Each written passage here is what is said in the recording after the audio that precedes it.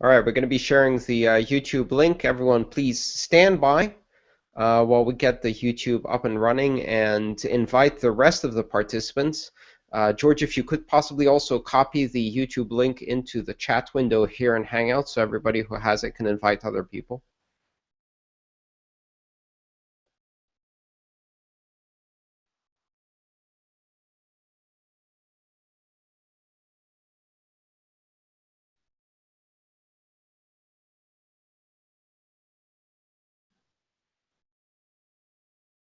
Oh, very good.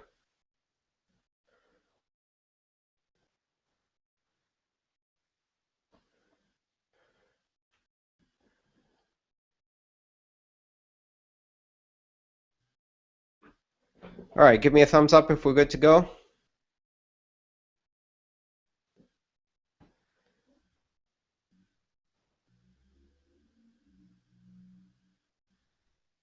All right, George, can you hear me? Are we good to go? Okay, we're good to go. I can't hear anybody else, so let's get started. Hi, everyone. Welcome to this session of the Massively Open online course for digital currencies for the master's degree at the University of Nicosia. Thank you for joining us today. As usual, I am your host, Andreas Antonopoulos, and we have a number of questions, most collected from the forums from last week, but I'm also looking forward to receiving your questions in the YouTube channel and in the Hangouts channel live as we go through this. As we go through this process, I'll start first of all by answering questions from the forums from the previous week. All right, the first question is on elliptic curve security. Deva Poj asks, at the 31st Chaos Computer Congress, in the panel entitled A Gentle Introduction to Elliptic Curve Cryptography, it was announced that a number of the NIST, National Institute of Standards and Technology curves, were not twist secure. While Bitcoin's SEC-P256K1 was not among the compromised elliptic curves, as elliptic curve is still in its infancy, do you envision any SEC-P256K1 vulnerabilities to appear in our lifetimes? Is it likely, or quite possible, or so remote that it is not really worth thinking about? Following on, hypothetically speaking, if SEC-P256K1 were to have been found vulnerable to a twist attack or something like that, would there be any way for Bitcoin to recover from it? I assume it would need not just a hard fork, but an entirely new key space. Could that be programmed in for transition, or would it be terminal in your opinion?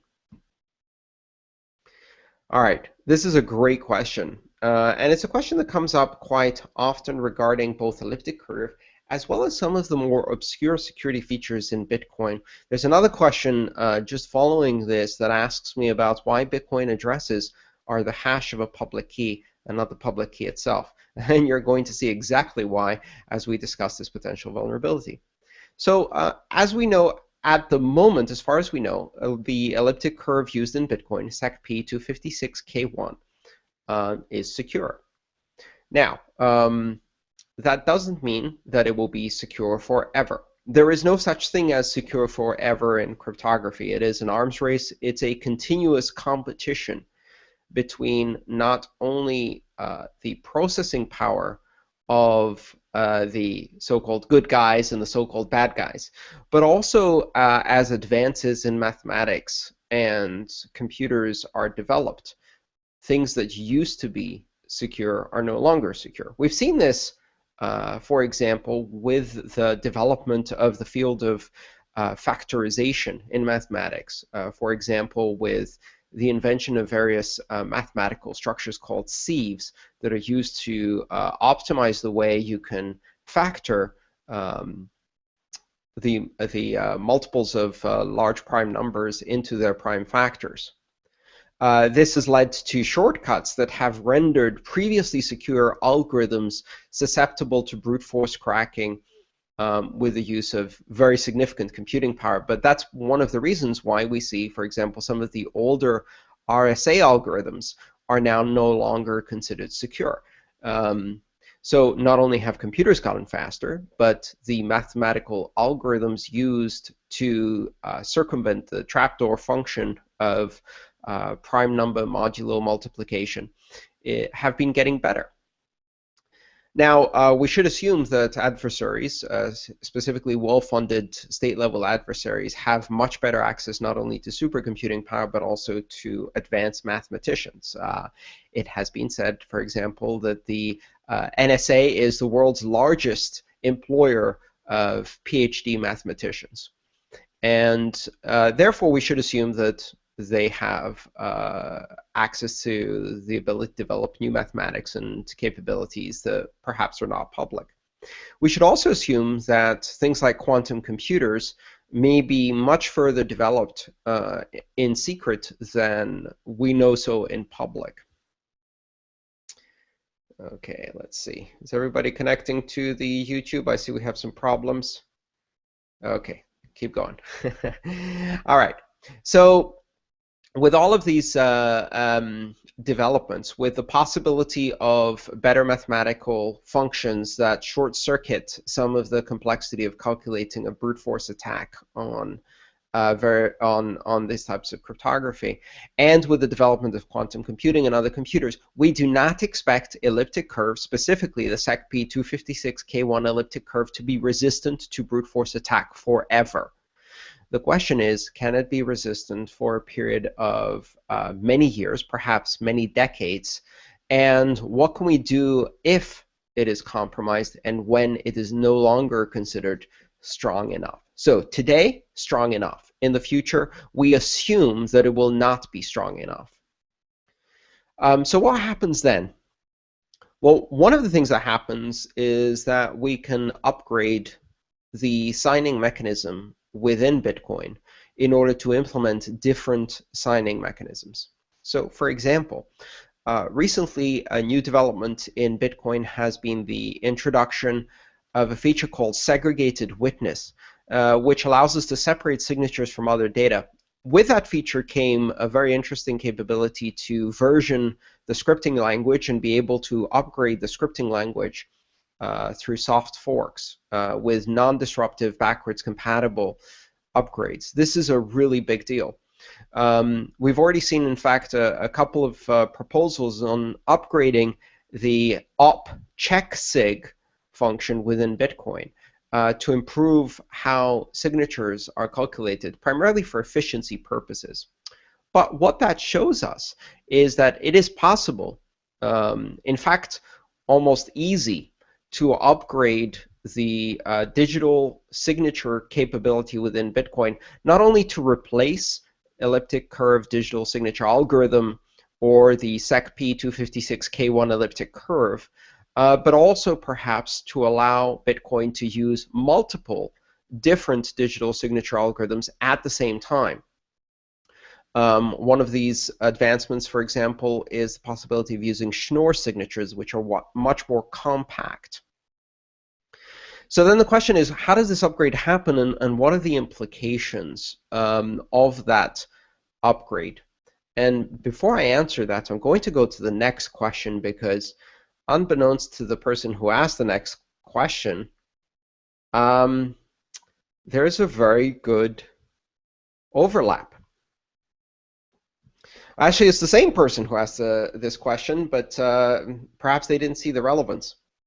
So Dev asks again, why was it decided that a Bitcoin address is the hash of the public key and not the public key itself? Other than saving a few bytes, are there any reasons for that decision? Am I right in understanding that if it was an unhashed public key, the public key itself, then Bitcoin addresses could have been used for encryption as well as signing? Was that part of the reason to prevent people from using it as a PGP alternative? So that's a great question, and here's where it gets interesting. No, the reason was not to prevent people from using it to do message encryption. In fact, you can use an out-of-band channel to communicate the public key itself. and use the Bitcoin address as a verifiable hash or fingerprint of that public key so that you can communicate publicly with other people and use the same Bitcoin keys for public key message encryption and decryption. That is not the reason why we use the hash. The reason why we use the hash is because it protects the public key cryptography system, the elliptic curve digital signing algorithm, from potential compromise due to a weakness in the algorithm itself. So let's look more specifically at the scenario from the previous question. Let's say that somebody finds a backdoor in ECDSA or a weakness or a way to circumvent part of the calculation or to improve the calculation. Or let's say that quantum computers are developed that are much more capable than ones we have today, which can actually do elliptic curve factorization essentially much faster than a straightforward, let's call it classical computing system. What happens then? Well, let's say I have some money in a Bitcoin address. I have some transactions that have paid outputs to me in the Bitcoin address. If you know the Bitcoin address, you can't actually crack and find the private key, even if you have a way of breaking elliptic curve cryptography, because the hashing algorithm that's used hides the public key. So even if there was a mechanism to take a public key and from it brute force and calculate the private key by either factorizing the elliptic curve through some shortcut we don't know or using a quantum computer, you wouldn't be able to do that for a Bitcoin transaction. And the reason is that you don't know what the public key is. As long as I followed Bitcoin best practices of only using an address once and only using a private key once, when somebody sends me money to that address, they don't have my public key. They won't see my public key until I spend that money, and when I spend it, then it will already be moved to a different address, and so even if you were able to take that public key and get the corresponding private key, it would be useless because by that point there's no money associated with it. So when you actually see the public key, it's already too late because that means that the money has already moved to another public key. Every time you see it, it's already spent. This is a deliberate feature, and it gives us two advantages, actually three advantages. The first is it protects us from compromise of the elliptic curve system. The second is that it provides an additional layer of security because hashing algorithms are mathematically very different from the type of trapdoor functions that are used for asymmetric cryptography. So, for example, we know that quantum computers can break the prime factorization problem trapdoor function that's used in RSA and ECC cryptography.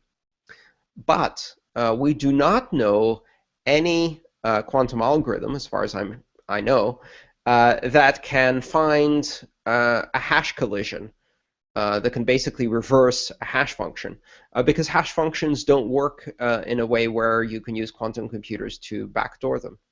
So that may give us an advantage. By using a completely different class of mathematical function, we create a bit of diversity, which in security is a very good thing. Finally, that means that even if we discover that elliptic curve is broken and people have a lot of funds on the Bitcoin blockchain protected by a broken cryptographic algorithm, they can't spend it because they don't know the public keys. And we have an opportunity to introduce a new cryptographic function, and people can then create and sign transactions with their private keys once to move all of their funds to the new cryptographic function, whereby the moment they reveal their public key, the money has already been spent from the old compromised cryptographic function and is now protected by a new uncompromised cryptographic function, and the addresses still look exactly the same. So we actually have an upgrade path. The third and important reason why Bitcoin addresses are hashes is because they're not just public keys. As we'll see in future chapters of this course, Bitcoin addresses can sometimes represent the hash of a script, not the hash of a public key. So if you think of that, when you have a check and you write out pay to Andreas Antonopoulos, you can write in that payee, you can write the name of a person, you can write the name of a company, you can write an account number, or you can write the word cash. So that payee is flexible. It can be many different things. Bitcoin uses a similar concept, really, because the Bitcoin address can have behind it a public key, a script that must evaluate to true, which is the pay to script hash function, which we use very often with multisig, and those Bitcoin addresses start with a 3. And we might invent other forms of payees that can also be expressed as a Bitcoin address. So that level of abstraction gives us flexibility to have lots of different types of payees. So to summarize the answer to both of those questions, one, we can replace the digital signature algorithm. We can not only replace it with a new digital signature algorithm, we can replace it with the ability to have multiple different digital signature algorithms coexisting on the Bitcoin blockchain, whereby you can choose which digital signature algorithm you want to use and switch between them. We can also do so in a way that involves only a soft fork, not a hard fork, and in a way that allows people to move funds from the old digital signature algorithm to the new digital signature algorithm, even if the old one has already been compromised.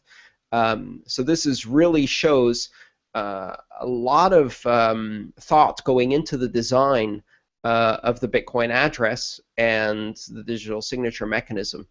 And that's one of the reasons why Bitcoin addresses are not public keys.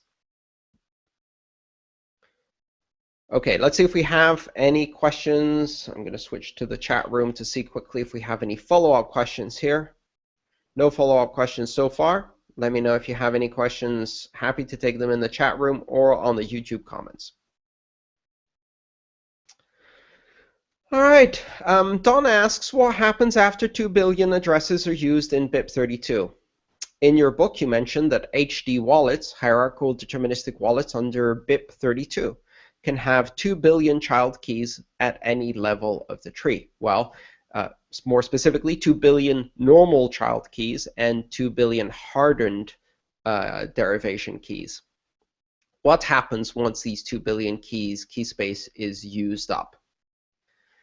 Don clarifies, no, I'm not suggesting somebody actually uses all 2 billion as transactions, but I can imagine a denial of service attack on a site, refreshing a donation page so that it generates new HD addresses, Bitcoin addresses from a key more than 2 billion times to exhaust the key space. Would it simply loop after 2 billion, or could new payments be lost in limbo?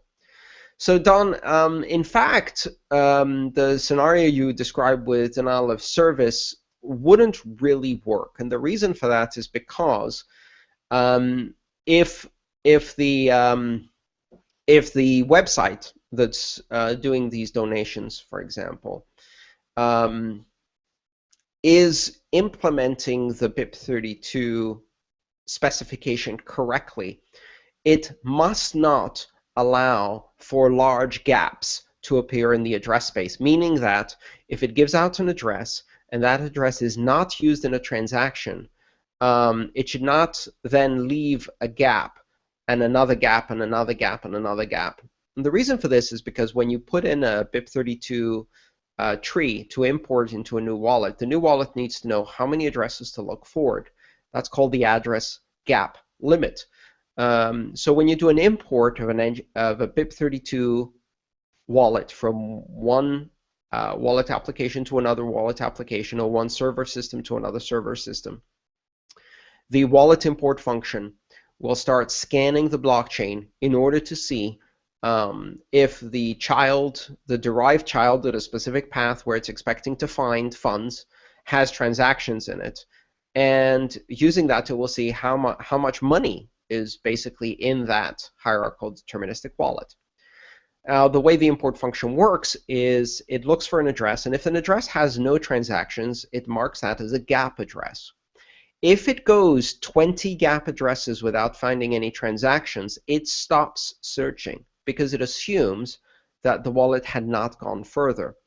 And in order for that to be true, it is the responsibility of the wallet that's using this tree to not allow the creation of gaps bigger than 20 unused addresses in sequence, which means that if someone was simply refreshing the donation page, what the wallet should be doing is should be monitoring. And if this person is not creating transactions, it should actually reuse one of the earlier addresses, which is why often when you see unique addresses being generated by sites like that, they have a time limit on them. And if you don't use them within a specific time limit, they'll be given to someone else to use for a transaction. This isn't always convenient. There have been some suggestions to increase the gap limit to maybe 100 or maybe even larger than that in order to make it more versatile for merchants. But the bottom line is that in order to exhaust the space in an HD wallet, you don't need to just keep asking for new addresses because the wallets must intelligently maintain a minimal gap. You also have to create transactions, and since that will cost you money, it's not as easy to do. The bottom line is if you did use all 2 billion child keys within an HD wallet, you have long ago exhausted the useful capability of that HD tree, and you should have transitioned to another HD tree. It's not a good idea to create a massively overloaded wallet like that, and there's a number of reasons for it. One of the scenarios we must think about is, for example, a Bitcoin exchange or merchant service that uses a child key for every customer or uses an entire child branch for every customer. You don't want to just keep using it until you reach 2 billion. In fact, once you go into a few thousand, you want to think about recycling the keys and issuing a new HD tree. And the reason for that is that if there is a compromise or loss of keys, or if you need to do a multi-sig recovery or something like that, the recovery process, if you have a very, very large tree, becomes enormously complex and very, very time consuming. So doing elliptic curve multiplication to derive public keys and addresses on 2 billion child keys and doing the key derivation algorithm, that's going to be a very, very big recovery. So if you lose a key or a key becomes compromised, you want to have to recover at most, 2,000 or 3,000 addresses from that tree and limit your damage, compartmentalize. There are good reasons why you wouldn't go that far anyway. All right, back to the forums now. Let's see if there are any questions.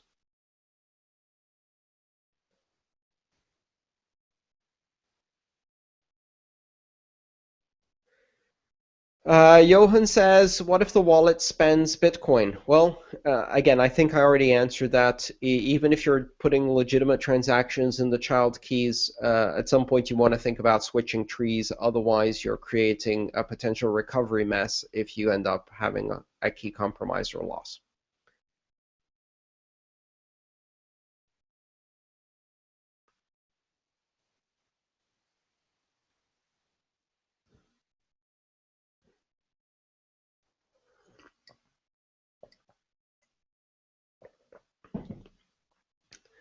With regards to control of hashing power, would you agree if I say that everyone using Bitcoin should run a 50-watt miner on a decentralized mining pool, such as P2Pool, and consider the cost of running the miner as the fee paid or the cost of a decentralized service?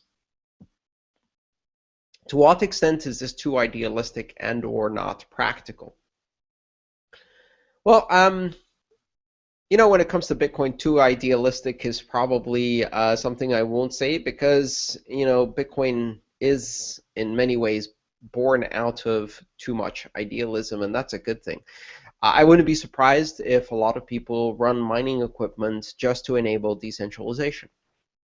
But I think a much better approach is to recognize that since we have now reached the limits of Moore's law, we had 100-time and 1,000-time increases in hashing capability within a chip over the first 3 or 4 generations of moving from CPU to GPU to FPGA to ASIC, and the first several generations of ASICs moving from 28 nanometer to 24 nanometer to 20 nanometer, and now we're seeing 16 nanometer chips.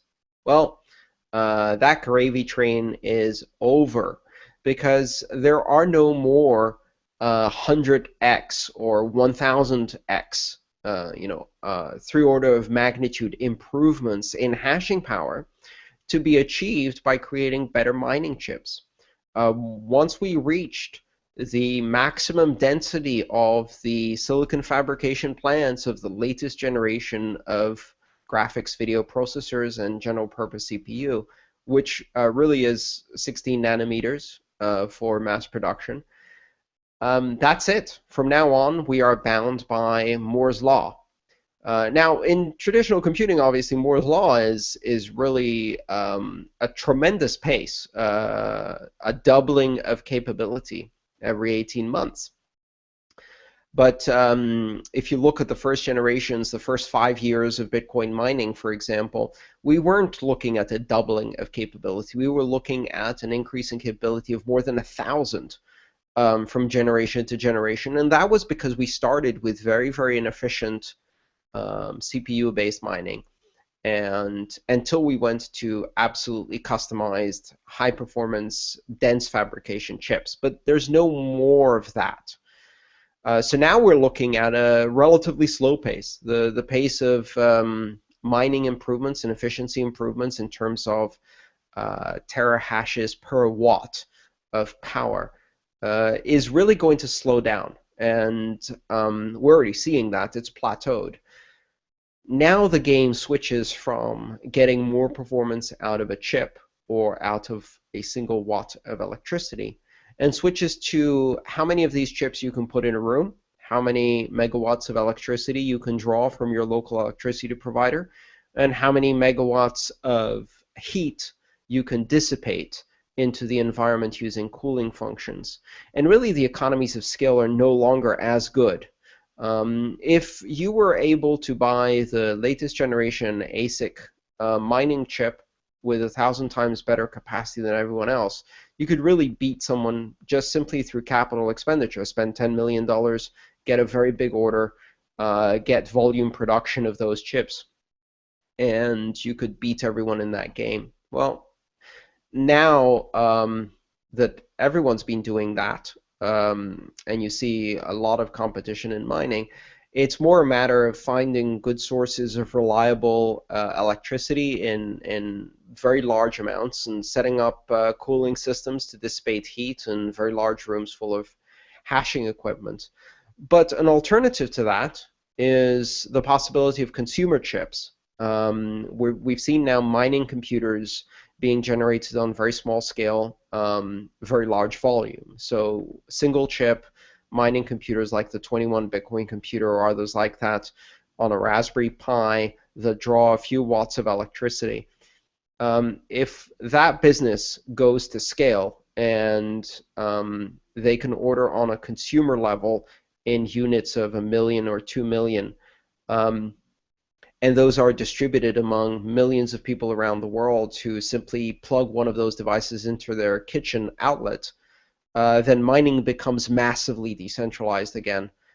Because, simply put, there are more consumers who can get reliable decentralized power out of a single outlet in a unit of 1 watt of electricity than locations where you can concentrate that easily. And so the advantage is back in the hands of the consumer. But those devices have to offer something else other than simply altruistic, idealistic, let's mine for the decentralization purposes. And there are a number of different approaches to that. One is the possibility that even if you're generating a fraction of a Bitcoin, a tiny, tiny, tiny fraction of a Bitcoin, in some countries that may be a very worthy investment for a single solar panel and a small mining chip in a place where living standards and the cost of living are extremely low. Almost a third of the planet lives on less than $1 a day. Now, alternatively, the other approaches are to use this for application development, for easy and quick decentralized access to tiny amounts of Bitcoin that can be used for development and applications. So we'll see. Of course, the real question there, I think, yep, somebody's asking that already. Panayotis asks, yes, but that 21 Bitcoin computer example you gave us connects to the 21 pool, and it seems the main feature is off-blockchain transactions.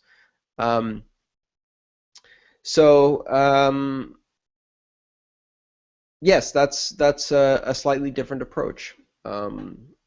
From what the 21 company has said publicly, we expect them to have the ability to connect to different pools, as well as now they have the ability to do micro payment channels that don't need to be off-chain through the 21 Bitcoin network, but can be compatible with things like Lightning and other payment channels technology. So we'll see how generic this becomes, but I think the general idea of consumer-level small devices, one per home, that drive this decentralized system is going to become a reality, and the reason is really that we've hit Moore's law, and now it acts as a slowdown for the performance improvements and reduces the economy of scale for big miners. All right.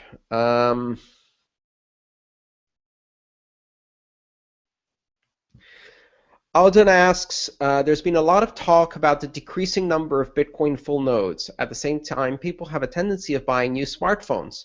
The old phone is not sold, but rather is just put in a drawer.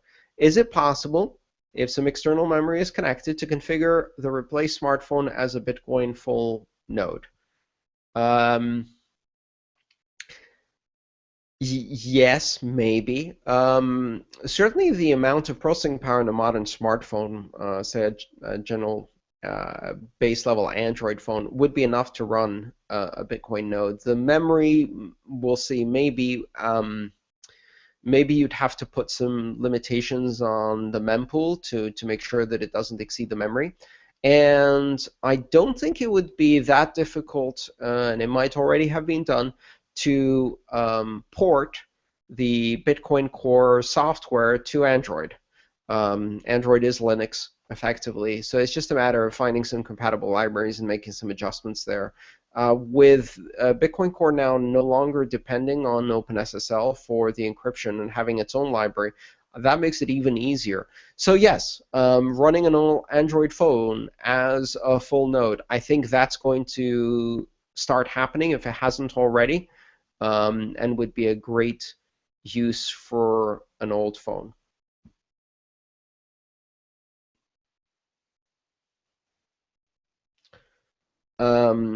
Just to go back to that question, I think we need to be a bit more wise about the idea of decreasing numbers of Bitcoin full nodes. What does that mean? Does it actually matter?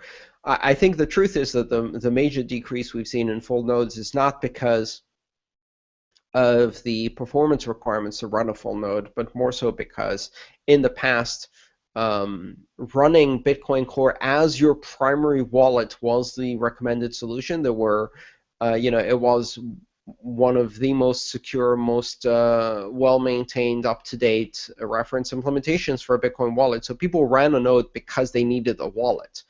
Once that became no longer the case, people didn't run nodes because they didn't need wallets. That's the main reason why the number of full nodes has decreased, was because it was no longer necessary to use it as a wallet. But I think we're seeing, especially with the development of version 12 of Bitcoin Core and alternative implementations, you can tune Bitcoin Core to consume less memory, to consume less disk space, and still provide you very, very useful, critical consensus validation relay functions to the network, as well as to serve simplified payment verification or lightweight clients and nodes, and to make a more robust, less censorable, more resilient Bitcoin network. So I would encourage everyone who is interested in this course to download, install, compile, and run Bitcoin Core, or a competing Bitcoin implementation. Run it on your laptop.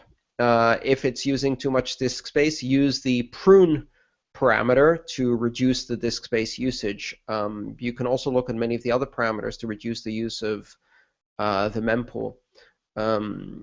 As I'm broadcasting this, my laptop is running a node. It's a pruned node because I don't have the disk space to run a full copy of the blockchain, so that it discards old blocks. It's also a bit restricted in its mempool, so it doesn't eat up a lot of the memory, and it's a bit restricted on its bandwidth, so it has some limits on the minimum fee it will validate and relay. But it still does 99% of the work of a full node and offers both useful services to me so that I can look up transactions and use it to run applications. And it also offers useful services to the Bitcoin network. And I'm running it on this laptop. It's not interfering with the bandwidth of this transmission and broadcast. It's not interfering with the CPU processing of the video stream or any of that. As you can see, it's quite possible to run. This is a 3-year-old MacBook. Okay, let's see if we have any other questions. Gabriel asks, the transaction fee, is it included as an output on a normal transaction, or is a new transaction only created for that purpose? Actually, neither of those is correct, Gabriel. The transaction fee is not an output in the transaction, and it's not a new transaction either. The transaction fee is the difference between the inputs and outputs of a transaction. So for example, if your transaction consumes 5 Bitcoin of inputs and spends 4.99 Bitcoin in outputs, then the fee that that transaction is paying is the 0.001 Bitcoin that is not used by the outputs. So anything you consume in inputs and don't use as outputs becomes the fee. Fees are not explicit in Bitcoin in a transaction. They're implicit. They're the difference between inputs and outputs. So sum of inputs minus sum of outputs equals fee. That means that if you're not careful when constructing transactions manually, you can inadvertently create a fee that is too large. If you take a 5 Bitcoin input and you create only a 1 millibit output, you will spend 4.999 Bitcoin in fees that a miner will happily take, and prioritize your transaction to get in the very next block. It will be a very high priority transaction. They'll happily take a 5 Bitcoin fee. You have to be careful. This has happened many times with applications that inadvertently create a transaction with very high fees. Most wallets will warn you if you try to do that. If you manually construct a transaction and try to put it through Bitcoin Core, it will warn you and will not let you broadcast a transaction where the amount of fees is radically larger than the recommended fee or exceeds the amount of output.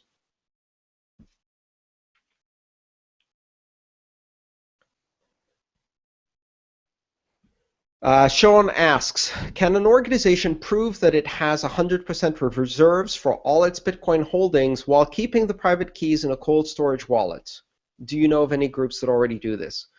Yes. In fact, there was a very elegant mechanism developed called proof of reserve, which allowed companies to create a Merkle tree that expressed the balance of every customer as a hash of their Bitcoin address and balance, and then showed the sum of all of the balances in such a way that every customer can independently check that their balance is included in that Merkle tree, and auditors can independently verify that the sum of all of the balances add up to what the reserves are. And this can be done by publishing just public keys, not showing private keys, with the majority of the funds being in cold storage, and with the ability for every customer to check the balance has been counted in this sum, and therefore, as long as that's true and people can check randomly, the assumption is that the provider can't cheat in their proof of reserves. So this is the mechanism.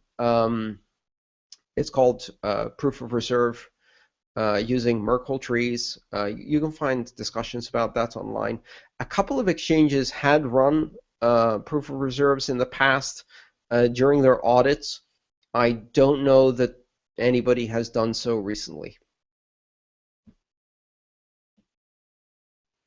All right, let's see if there are any more questions in the forums or in the YouTube questions.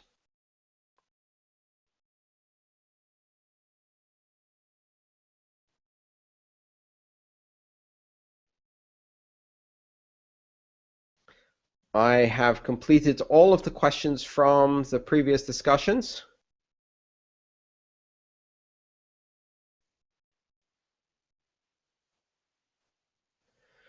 Where do I go to download the latest chain?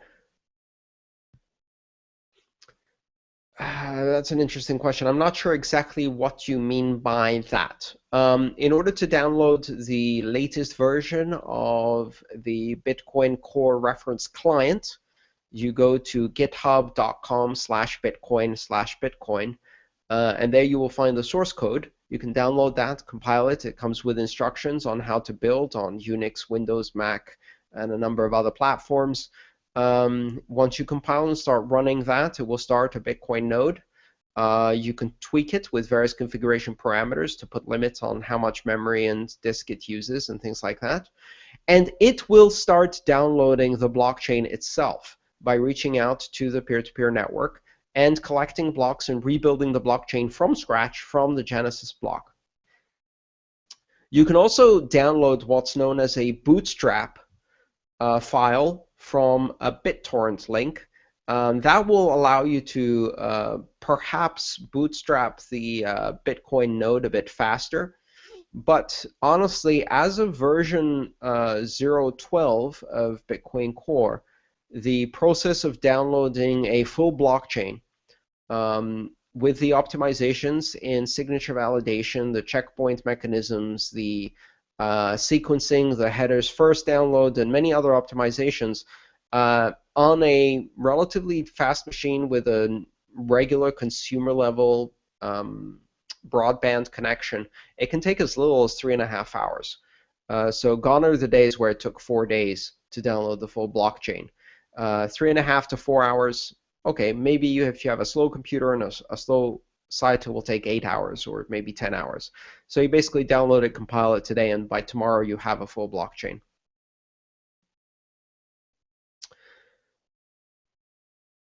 Yes, as Panagiotis says, you can also use the Docker image and no need to build anything, but then you will lose out on the amazing skills of learning how to compile your own code from source. And the fact that I think that that is fun is why I call myself a geek. But if you don't think that's fun, download Docker by all means. You'll get the same result. Do not use these nodes as wallets. That's an important warning. The Bitcoin Core wallet is not considered a good production wallet anymore. In fact, the core development team recommends against using it as your primary wallet, especially if you're downloading it and compiling it from a source you don't know. There might be a backdoor. There might be keyloggers that capture a passphrase. And in any case, you don't need to use the wallet in order for the Bitcoin node to be useful. Use a different wallet. Who and how is the who decides and how is it decided what the amount of the transaction fee and who actually pays it is the question from Lori Ann. The fee is always paid by the sender. This is an important distinction in Bitcoin. From many other payment systems. The fee is paid by the sender. It's included in the transaction, and it is implied, as I mentioned before, by the difference between the transaction inputs and the transaction outputs. So when you write a transaction, you're consuming outputs that belong to you, and you're creating outputs that belong to someone else. And the difference in those values is the implied fee that goes to the Bitcoin miners. that transaction fee is paid by the sender. The sender decides how much transaction fee to include. And they do this by adjusting the amount of change they create. So you can't really explicitly set the fee. What you're doing is you're saying, here's how much I'm going to give to, let's say I'm sending money to George. My transaction is going to say I'm going to give this much to George.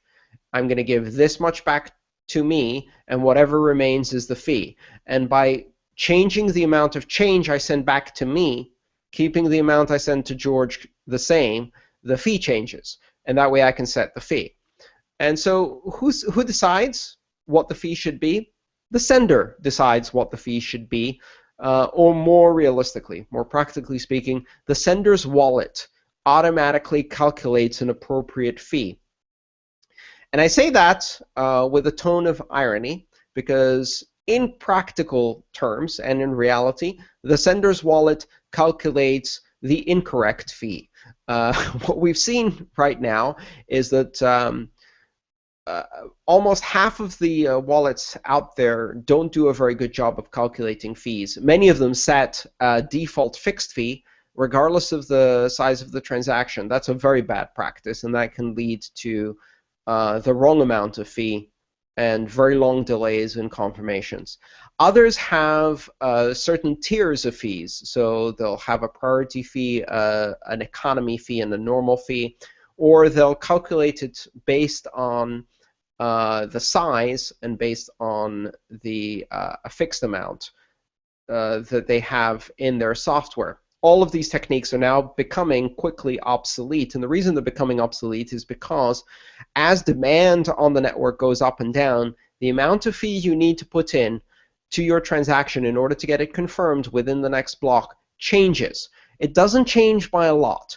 It changes from maybe 3 or 4 cents on average to a transaction to, at times of extreme peak usage, maybe 8, 9, 10 cents. To get it in the very next block. But if the average fee to get it into the very next block is 12 cents and you still pay 4, then your confirmation may not get, for the savings of 8 pennies on the dollar, you may end up waiting 8 hours, and most people don't want that.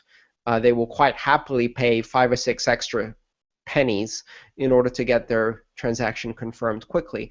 But their wallets are not calculating things correctly. So what we're seeing now is, because of the combination of factors of increased usage of Bitcoin, limits to the capacity of Bitcoin that will always exist, there will always be limited capacity, and certain, I won't call them attacks, but stress tests, where people are sending lots and lots and lots of little transactions in order to push the network to its limits.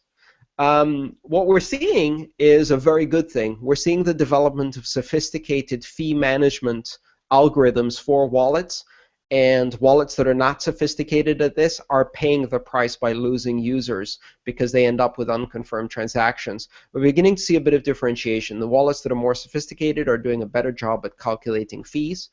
We're also seeing a marketplace of services arising that allow you to look at what the most suitable fees are. So I don't know if we can pull up this link. I have to search for it. 21.co has a service which is both a website that you can look at, just go read with your eyes, but it also has an API that can be used by wallet applications or other services that gives you recommendations on fees. So it tells you what is the minimum fee on average based on the transactions that are currently pending in the mempool and on historical information from the last few blocks. What is the average fee to get in the next 1 block, 2 blocks, 3 blocks, etc., per kilobyte of transaction size? And using this information, wallets can calculate very well how much fee to include, perhaps add a small buffer, maybe 10 or 20% more for priority processing, and we'll have a very good chance of getting included in the next block. Yes, bitcoinfees.21.co. So wallets can do this calculation themselves. They can look at the last blocks, they can look at the mempool, and they can estimate what fee they should include, or they can use the API to access a service like bitcoinfees21.co and have that estimate served up to them, and then calculate the probability of getting into the next block and how much fee they need to pay to do that. What this means is that as more wallets do this intelligently, when the network is under very high load or is under a stress test, wallets will adjust. Hundreds of thousands of users will each pay 1 or 2 or 3 pennies more in order to get their transactions through. And hundreds and thousands of nuisance or spam transactions, as some people like to call them, I don't like that term, will actually find it more expensive to stress test the network because the network just got smarter. And we need that. A network that is better able to handle the existing capacity and more intelligently adjusts fees, a market-based fee pricing is really the best solution. And I think with that, we've reached the end of the questions in the forum. Let's just do one last check, make sure we don't have any hanging out on YouTube. So I'm just looking around my camera here so I can see the screen. Okay, that's it. We have no more questions. All right. Thank you, everyone. Thank you for attending this session. Our next session is going to be later this week. And just to confirm, I believe that is, in 3 days on Friday, we're going to have our next MOOC. You'll be receiving more information on that. And our next MOOC, I'm hoping, will be on Google Hangouts so that we can once and for all be rid of the WebExes, the Ciscos, and the Microsofts and all their shit conferencing software that doesn't work. Thank you.